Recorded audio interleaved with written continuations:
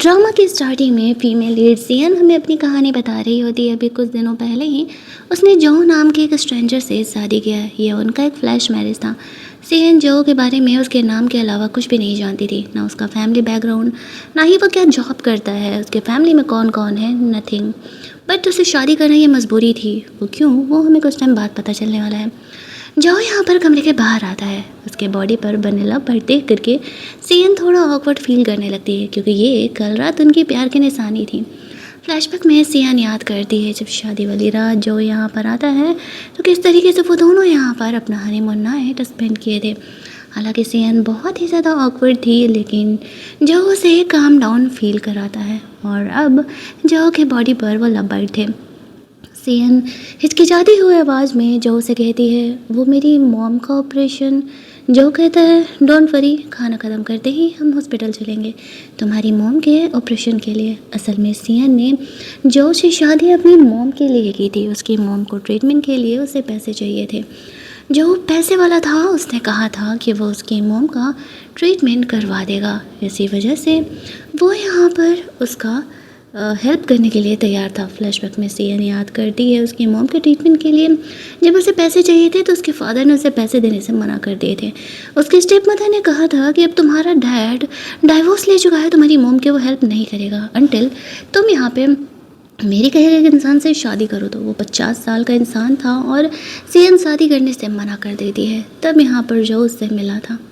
अगले सीन में हम लोग सियन की मॉम को देखते हैं। वो हॉस्पिटल में थी। उसकी स्टेप सिस्टर वही जाकर के उसे चिढ़ाने लगती है कि अरे तुम्हारे तो ट्रीटमेंट के लिए भी पैसे नहीं होंगे। उसकी स्टेप मदर भी इधर आ ही रही थी कि तभी वहाँ पर जो आ करके उनका हेल्प करता है। वो जानबूझ करके उसके स्टेप मदर को नीचे से ट्रिप करा देता है। अब जो हैंडसम तो था, लेकिन कोई यहाँ पर जो के बैकग्राउंड के बारे में फ़िलहाल जानता नहीं था। इसी वजह से वो लोग यहाँ पर समझ नहीं पाते हैं कि आखिरकार ये कौन है। अब सियन ने अपनी मॉम से ये बात छुपाया था कि जो उसका हस्बैंड है। उसने अपनी मॉम को सिर्फ इतना बताया कि वो उसका बॉयफ्रेंड है। उसकी मॉम इस बात को शायद झेल नहीं पाएंगी कि वो उसका हस्बैंड है अचानक से उसने शादी कर लिया। जो भी सियन की ये बात मान करके उसका हेल्प करने के लिए तैयार हो जाता है। जो यहाँ पर सियन के स्टेप मदर और उसकी बहन को वहाँ से जाने के लिए कहता है, ये कहते हुए कि उनका यहाँ पर कोई वेलकम नहीं है। फ्लैशबैक में सियन याद करती है उसकी मॉम ने कितना कुछ झेला है। डाइवोर्स के बाद उन्हें पैसे की ज़रूरत थी, तो उसकी माँ ने अपना घर तक बेच दिया था। और अब वो लोग ऐसे सिचुएशन में हैं कि उनके पास तो असल में पैसे भी नहीं थे। और सियन ने जॉब वॉब के लिए भी अप्लाई किया था। आज सियन की माँ का ऑपरेशन होने वाला था, तो यहाँ पर जो है वो लोग ऑपरेशन रूम के लिए लेकर के जा रहे थे। जो उसकी मॉम और उसके स्टेप सिस्टर को वहाँ से जाने के लिए कहता है। वो लोग जानना चाहते थे कि ये बंदा कौन है जिसके चक्कर में सियन इतना ज़्यादा उछल रही है। एंड आफ्टर दैट वो अंदर ऑपरेशन रूम के लिए जा रही होती है, जहाँ पर कि वो थोड़ी सी घबराई हुई थी। बट सियन उन्हें काम डाउन कराते हुए कहती है कि सब ठीक होगा। जो और सियन बाहर बैठ करके आपस में बातें कर रहे थे। अब यहाँ पर जो और सियन था, वो दोनों आपस में बातें करते हैं कि भले ही हमारा ये कॉन्ट्रैक्ट मैरिज है, लेकिन हम दोनों को यहाँ पर फिज़िकली लॉयल रहना होगा एक दूसरे के लिए। जो और सियन इसी बात का डील करते हैं, लेकिन सियन को पता नहीं था कि असल में जो उसके पास क्यों आया है।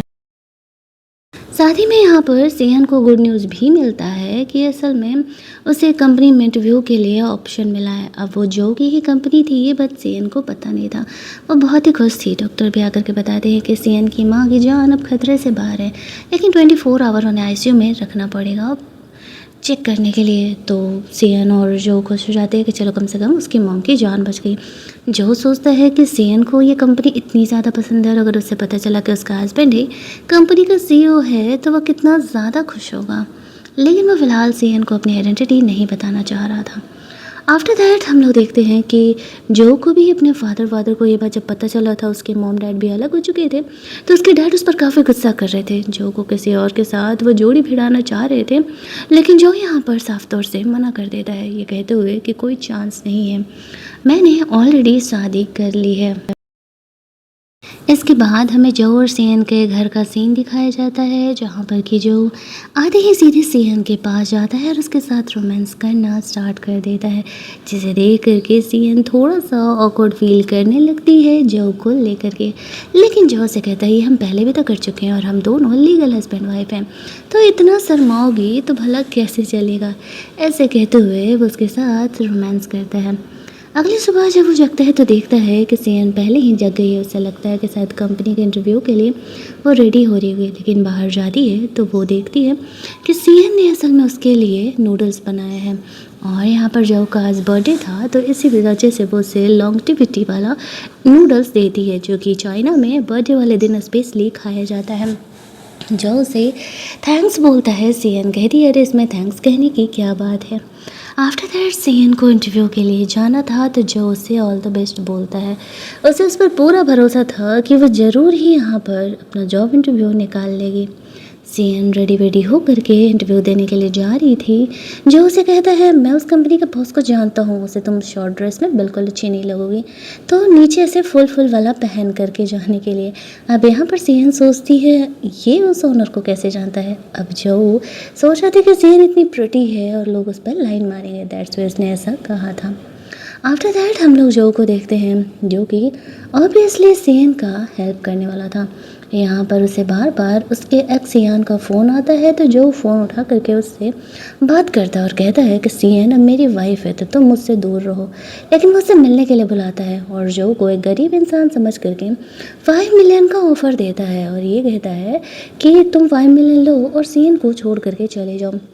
यान पे सिर्फ सीएन को मिस्ट्रेस बना के रखना चाह रहा था, वो कोई उससे प्यार व्यार नहीं करता था।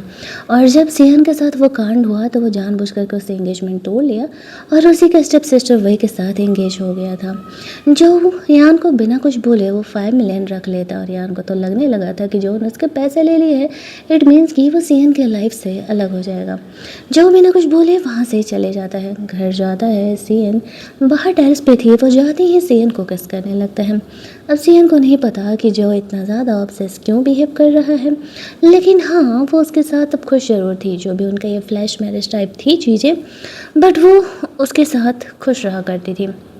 दूसरी तरफ वहाँ पर तभी अचानक से यान आ जाता है और सीएन को कहने लगता है कि जो ने मेरे पैसे लिए हैं और वो तुम्हें ब्रेकअप नहीं कर रहा है। जो हंसते हुए कहता है ये पैसे तो मैंने इसलिए लिए क्योंकि तुम इतना तो सीएन को देना डिज़र्व ही करता हो, इतना कंपनसेशन तो वो डिज़र्व ही करती है जो तुम उसके फ्योन से बने थे और तुमने उसे छोड़ दिया। वो सारे पैसे जो ने सीएन के अकाउंट में उसके नाम से जमा करा दिए थे और कुछ का घर वर खरीद दिया था जिसमें कि उसकी माँ रह सके। सीएन ये देख करके काफ़ी इमोशनल हो जाती है और जो को हक कर लेती है। जो यान को वहाँ से जाने के लिए बोलता है, क्या वो उन्हें अब रोमांस करते हुए भी देखेगा। यान गुस्से में वहाँ से चले जाता है, लेकिन जो ने जो उसका इंसल्ट किया था तो वो उस इंसल्ट का बदला ज़रूर लेगा। यहाँ पर सीएन खुश थी कि फाइनली अब उसकी मॉम का भी अपना घर होगा। एक टाइम पर उसकी मॉम ने वो घर बेच दिया था। सीएन ने जो के लिए बर्थडे केक बनाया था वो और जो यहाँ पर जा कर के उसकी केक कटिंग करते हैं। अगले दिन सीएन अपनी मॉम से मिलने के लिए जा रही थी। जो भी वहाँ पर था और वो उससे मिलने के लिए आया हुआ था, तभी वहाँ पर यान आ जाता है। उसे देख करके सीएन इग्नोर कर देती है। वे यहाँ पर आते ही तभी वहाँ पर वही आकर के सीएन पे ब्लेम लगाने लगती है कि वो यान से पैसे कैसे ले सकती है, दोनों तो अलग हो चुके हैं। अभी यहाँ पर हम लोग देखते हैं कि जो बीच में आता है और कहता है तुम्हारे हस्बैंड ने पैसे दिए हैं, ना कि उसने पैसे लिए हैं। वो खुद अब सीएन के पास आ रहा है, तो तुम्हें खुद अपने बॉयफ्रेंड को औकात में रखना चाहिए। सारे लोग यहाँ पर यान को ही गलत ठहराने लगते हैं। सीएन को ये देख करके काफ़ी सुकून मिल रहा था। जो कुछ उसने झेला था वो सब कुछ यहाँ पर अब उसे पलट करके मिल रहा था, जो कि वो सेटिस्फैक्शन वाला रिवेंज डिजर्व करती थी। जो यहाँ पर सीएन को वहाँ से लेकर के जाता है, उसे कार में बैठने के लिए बोलता है। सीएन सोचती है कि जो पता नहीं कौन है, वो सच में कहीं बहुत ज़्यादा ही अमीर तो नहीं है और उसने उसे ये आइडेंटिटी के बारे में चीज़ों को छुपा करके रखा हुआ है। लेकिन जो भी हो, जो जिस तरीके से उसका हेल्प कर रहा है वो सच में काफ़ी ज़्यादा काबिल तारीफ़ है। वो उसके लिए कॉफ़ी लेकर के आता है और प्यार से सीएन को वो यहाँ पर किस करता है। उनकी लाइफ काफ़ी रोमांटिक चल रही थी। सियन जब अपनी मॉम के साथ थी, जो ने उसके लिए एक पर्सनल केयर टेकर अरेंज किया था, वो केयर टेकर यहाँ पर आई हुई थी।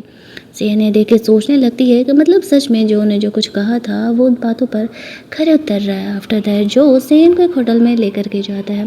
वहाँ पर वो जाकर के देखता है, दिखाता है कि देखो क्या होने वाला है। हम लोग देखते हैं जो उसकी स्टेप सिस्टर वही है, उसको लेकर के पूरा तमाशा हो रहा है। वो अपने डैड के बिजनेस को बढ़ाने के लिए किसी डायरेक्टर के साथ सोने के लिए गई हुई थी और ये बातें सबके सामने आ जाती है। अब वही खुद को काफ़ी इनोसेंट दिखा रही थी कि नहीं नहीं मेरे साथ ज़बरदस्ती हुआ है, मैंने अपनी मर्ज़ी से नहीं किया।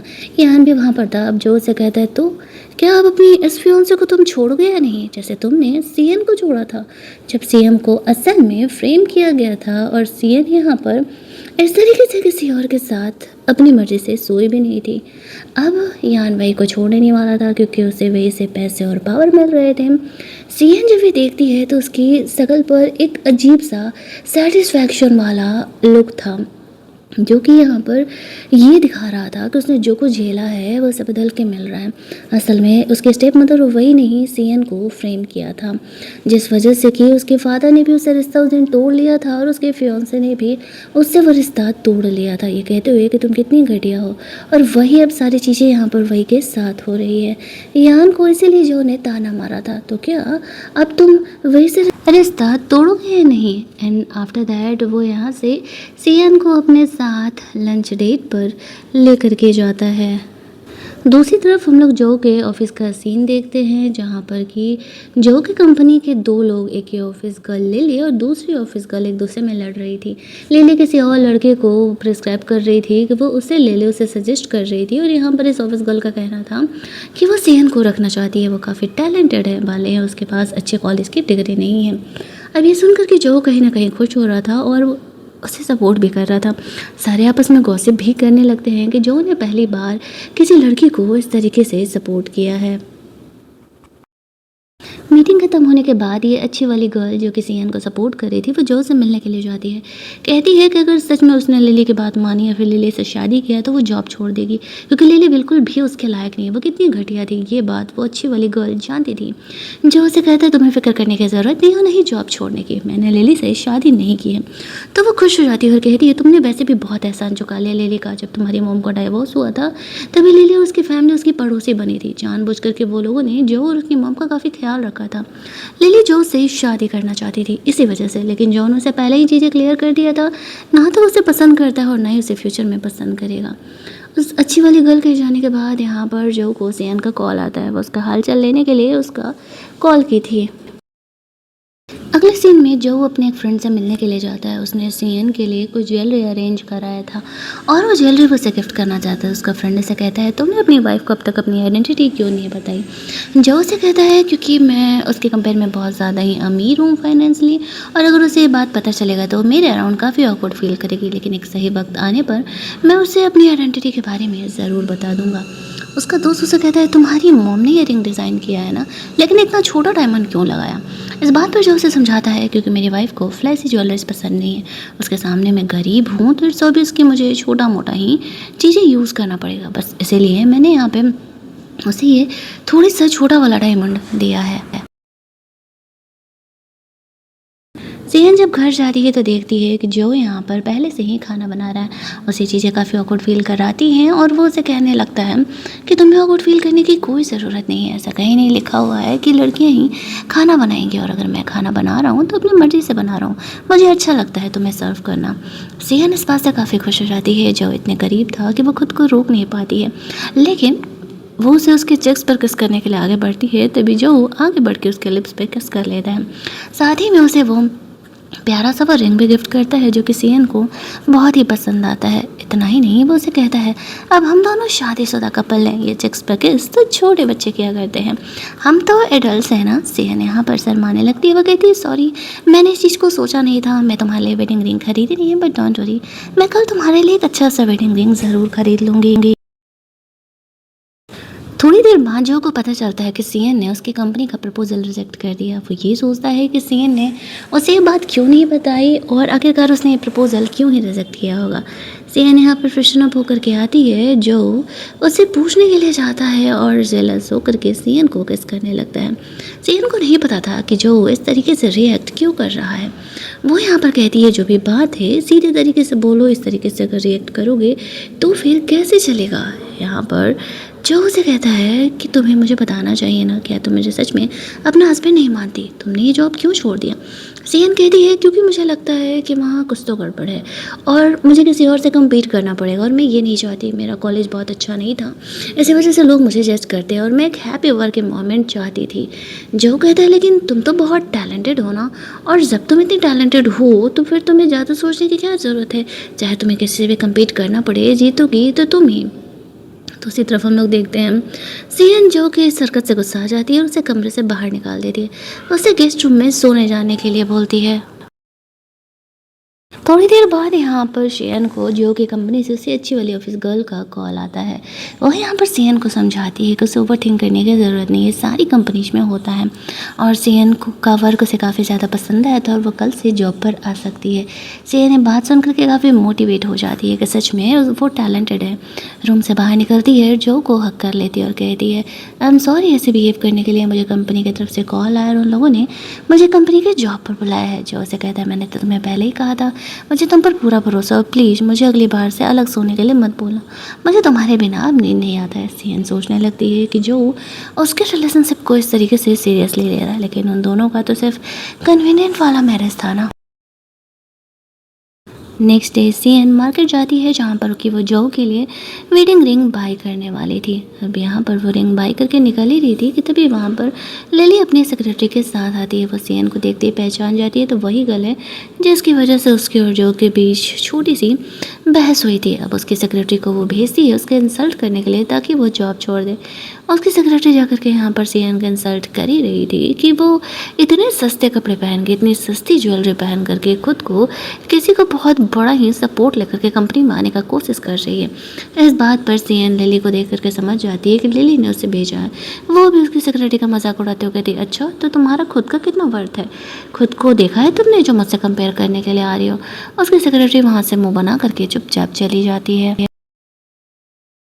आफ्टर दैट वो जो को बुला करके उसे वो रिंग देती है, लेकिन जो उसे वो रिंग पहनाने के लिए बोलता है तो फिर सीएन उसे वो रिंग पहना देती है। आफ्टर दैट जो वहाँ से अपनी कंपनी के लिए निकल जाता है और सीएन अगले कुछ देर तक अपनी माँ के साथ ही स्टे करने वाली थी, जहाँ पर कि वो अपनी माँ से काफ़ी सारी बातें करती है और जो के बारे में ये बताती है। उसकी माँ का कहना था कि बेटा तुम्हें मेरे बारे में ज़्यादा सोचने की ज़रूरत नहीं है, मैंने फाइनली डिसाइड कर लिया है कि मैं तुम्हारे डैड पर केस करने वाली हूँ। तुम्हारे डैड ने मुझे धोखा देकर के मुझे डाइवोर्स दिया था, मैं उसे चैन से जीने नहीं देने वाली। पहले मैं उसका छोड़ रही थी, कैसे छोड़ो जाने दो, लेकिन वो तुम्हें आकर के परेशान कर और मैं इस चीज़ के लिए उसे माफ़ नहीं कर सकती। उसी वजह से मैंने उसे केस करने का डिसाइड किया और मैं उसकी सारी करतूतों को सामने ला दूँगी। सीएन अपनी माँ के डिसीजन को सपोर्ट करती है। वो कहती है ठीक है मॉम, जैसा आप कहोगी मैं वैसा ही करूँगी। अगले दिन हम लोग देखते हैं कि लिली जो के ऑफिस में जाती है, उसके हाथ में वेडिंग रिंग देख करके वो भड़कने लगती है कि आखिरकार वो किससे शादी कर लिया। वो इतने सालों से उसके साथ है और वो जो को पसंद करती है। जो का कहना था तो मैं क्या करूँ तुम्हारे पसंद का, मैंने तो पहले ही क्लियर कर दिया है कि ना मैं तुम्हें पसंद करता हूँ और ना ही तुम्हें पसंद करने वाला हूँ। मेरी वाइफ चाहे जो भी हो, ये तुम्हें जानने का कोई हक नहीं है, वो तुम नहीं होने वाली थी, ये बात तुम्हें अच्छे से पता होना चाहिए। चलो अब जाओ यहाँ से, बेकार का मेरा दिमाग मत ख़राब करो। अब लिली को इस बात से बहुत ही गुस्सा आने लगता है। आखिरकार जो का गर्लफ्रेंड उसके फियोंसे से है कौन जिससे कि वो शादी करके बैठा है। उसके सेक्रेटरी से भी वो जानने का कोशिश करती है, लेकिन उसका सेक्रेटरी भी उसे कुछ नहीं बताता है। सीन शिफ्ट होता है दूसरे सीन में, हम लोग जो को देखते हैं वो सीएन से बात करने के लिए जाता है। अगला दिन सीएन का ऐसे नया जॉब वाला दिन होने वाला था और वो थोड़ी एक्साइटेड भी थी। हालांकि सीएन एक बंदे की काफ़ी बड़ी फ़ैन थी जो कि जो का ही काफ़ी क्लोज फ्रेंड था, जिससे कि थोड़ी देर पहले अभी उसने रिंग मंगाया था। लेकिन यहाँ पर ये बात सीएन को नहीं पता था। दूसरी तरफ हम लोग देखते हैं कि जो सीएन की मॉम थी उसने कुछ अपने हस्बैंड के काले करतूतों को इंटरनेट पर डाल दिया था, जिस वजह से उनकी बदनामी तो हुई दी थी, साथ ही में उनकी कंपनी बैंकरप्ट होना भी स्टार्ट हो गई थी। वो जो से हेल्प लेने के लिए जाता है तब उसे पता चलता है कि असल में तो बहुत ही अमीर है। जो कहता है ठीक है मेरा फ्रेंड तुम्हारा हेल्प करेगा, लेकिन कंपनी का 50% शेयर सीएन के नाम पे होना चाहिए, क्योंकि वो लीगली उसके मॉम के होते हैं, जो कि तुमने उसे कभी दिया ही नहीं। दैट्स वाई सीएन को अगर वो देगा 50% शेयर तो वो उसकी कंपनी बचाने का कोशिश करेगा, वरना ये कंपनी वो डूब जाएगी। वहाँ से निकल करके जो अपने फ्रेंड को कॉल करता है और कहता है कि मैं अपनी वाइफ को तुमसे मिलाने के लिए लेके आना चाहता हूँ। वो जानता था कि सीएन असल में उसी के फ्रेंड की फ़ैन है। दैट्स वाई वो उसे यहाँ पर उससे मिलने के लिए बोल देता है। उसका फ्रेंड इस चीज़ के लिए राज़ी हो जाता है। अब सीएन को ये बात पता चलता है तो उसे ऐसा लगता है कि वो कंपनी के ऑफ़र की वजह से उसका बॉस उससे मिलना चाह रहा है। अब यहाँ पर हम लोग देखते हैं कि वो बहुत ही ज़्यादा वाला एक्साइटेड थी और नए नए ड्रेसेस ट्राई कर रही थी। इस बात पर जो वो थोड़ा जेलस होने लगता है। सीएन कहती है कम ऑन, मैं उसे एडमायर करती हूँ यार, मैं उसका फ़ैन हूँ, तो ऑब्वियस सी बात है कि वो यहाँ पर उसके लिए रेडी तो होंगी। जो कहता कभी मेरे लिए भी रेडी हो जाया करो। तो वो कहती है ठीक है बाबा, अगली बार मैं तुम्हारे लिए भी ज़रूर ही रेडी हो जाऊँगी।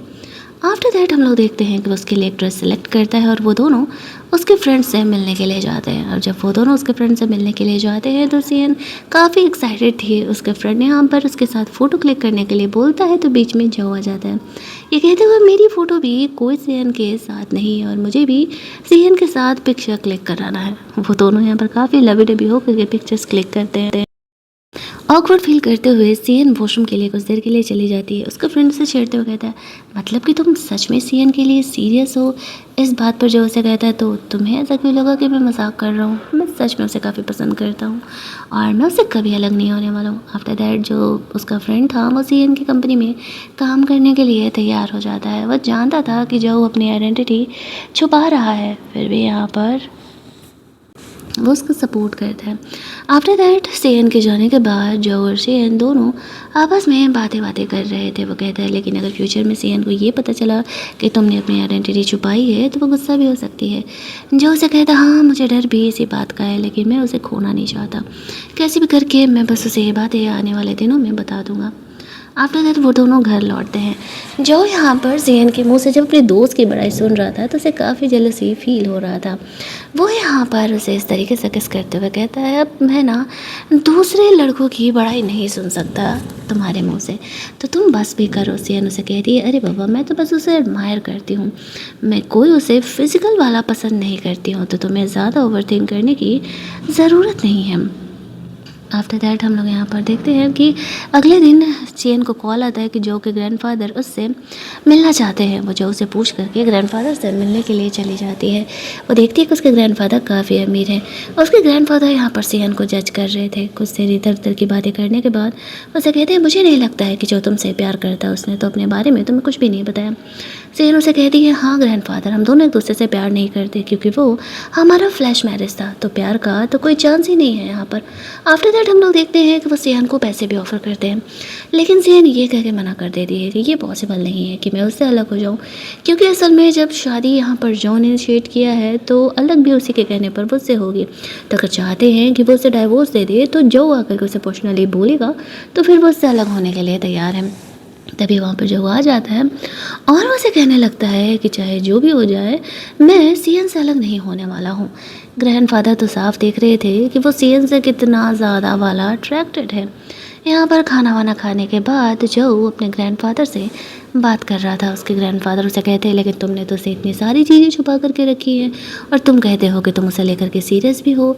जो समझाता है कि अगर सीएन को पता चला कि मैं इतना ज़्यादा अमीर हूँ तो मेरे अराउंड काफ़ी ऑकवर्ड फील करने लगेगी। दैट्स वाई मैंने उसे ये बातें नहीं बताया है, लेकिन मैं उसे बहुत ज़्यादा ही प्यार करता हूँ। ग्रैंडफादर उन दोनों के रिलेशनशिप को हाँ कह देते हैं क्योंकि वो जानते थे कि जो असल में सीएन से इतना प्यार करता है, इसी वजह से वो उसके लिए सब कुछ कर रहा है। घर जाते ही जो खुद को रोक नहीं पाता है और वो सीधे सियन के साथ रोमांस करना स्टार्ट करता है। तभी उसे यान का कॉल आता है। फ़ोन स्पीकर पर था। वो सियन से कह रहा था कि उसे एहसास हुआ कि वो असल में सियन से प्यार करता था और वो उसे वापस पाना चाहता है। जो उसे कहता है, इतनी रात को मेरी बीवी को फ़ोन कर रहे हो, हम दोनों रोमांस कर रहे थे, तुमने तो डिस्टर्ब भी कर दिया।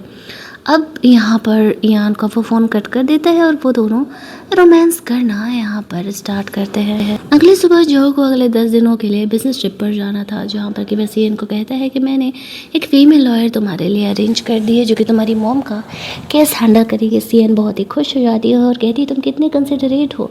लेकिन जो ने तो एक्सपेक्ट किया था कि सियन को जेलस फील होगा, क्योंकि वो उसकी फ्रेंड भी रह चुकी है और साथ ही में उसने जो को पहले परसों भी किया था और जो ने उसे रिजेक्ट कर दिया था। लेकिन सियन बिल्कुल भी जेलसी फील नहीं करती है। उल्टे जो ही जेलसी फील करते हुए सियन को किस करने लगता है। सियन उसे कहती है जाओ बिजनेस ट्रिप पर जाओ, फिर बच्चों वाली हरकतें बंद करो। जो बेचारा चुपचाप बिजनेस ट्रिप के लिए निकल जाता है।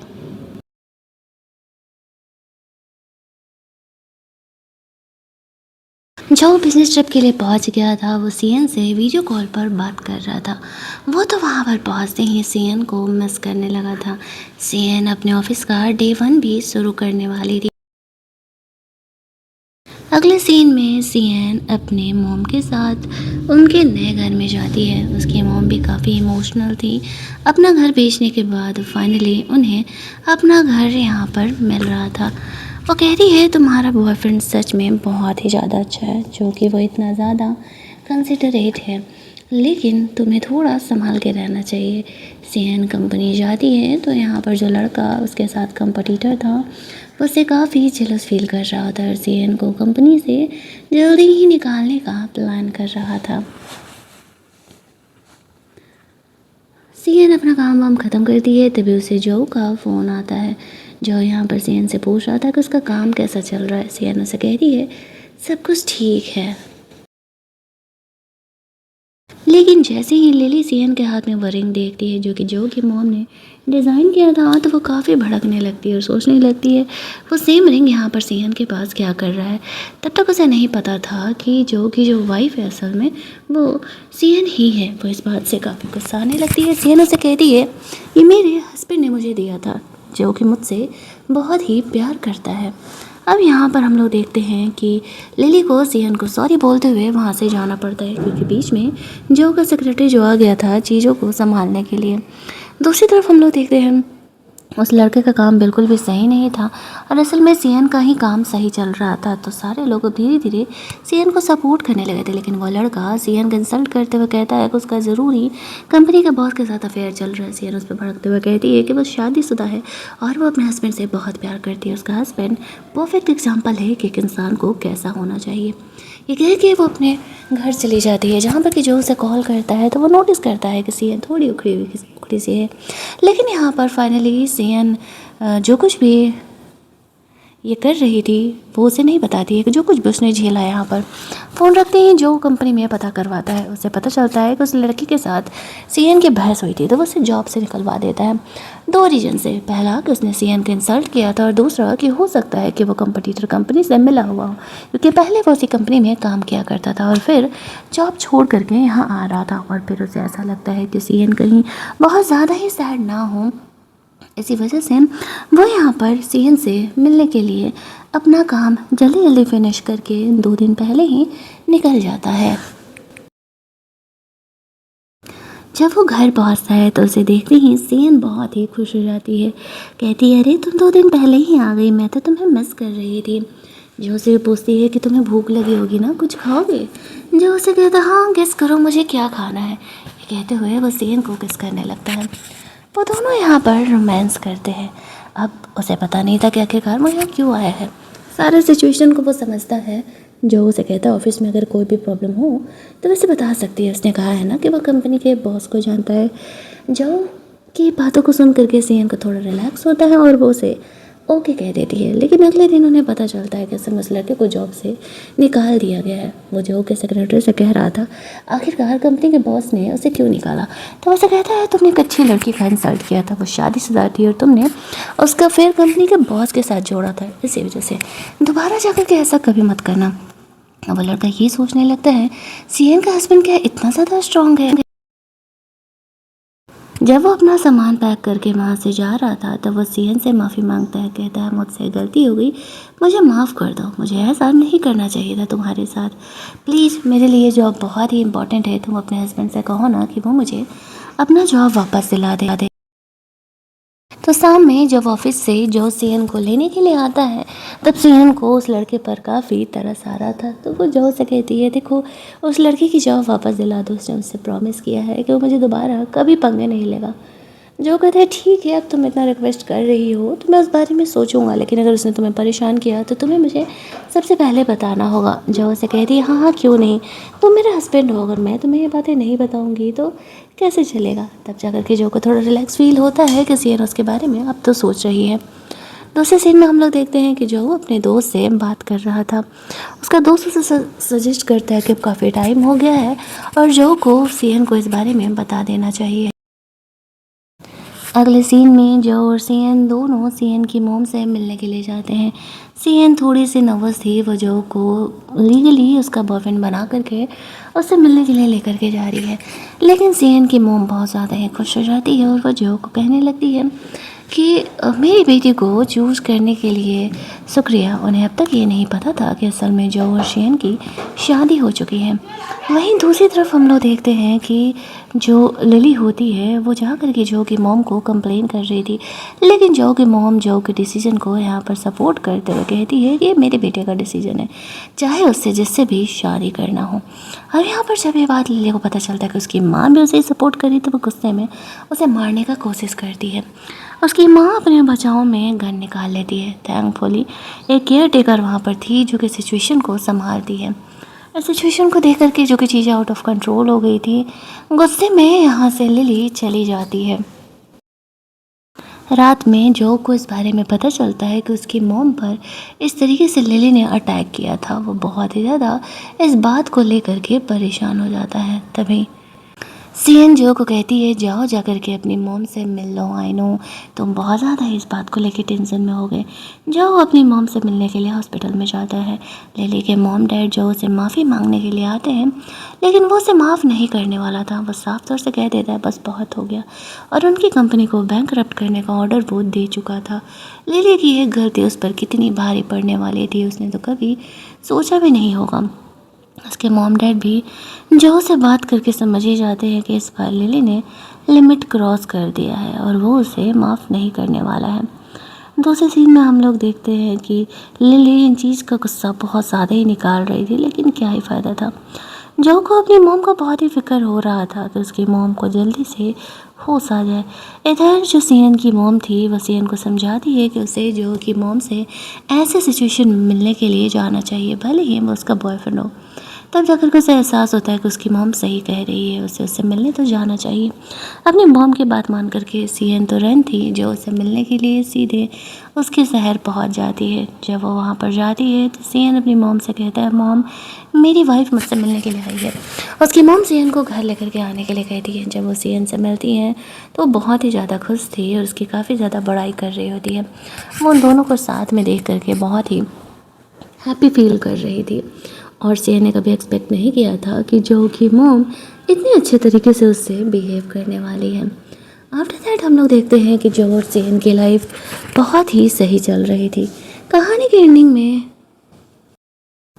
जो लिली होती है वो जानबूझ करके सीएन की मम को बता देती है कि उसकी जान बचाने के लिए ऑपरेशन के पैसे के लिए सीएन ने फ्लैश मैरिज कर लिया था जो के साथ। उसकी मम की तबीयत और ज़्यादा ख़राब हो जाती है। सीएन जान करके समझाती है और उन्हें कहती है कि लेकिन अब वो और जो एक दूसरे से बहुत ही प्यार करते हैं। तब जाकर के उनकी मम थोड़ी रिलैक्स हो पाती है।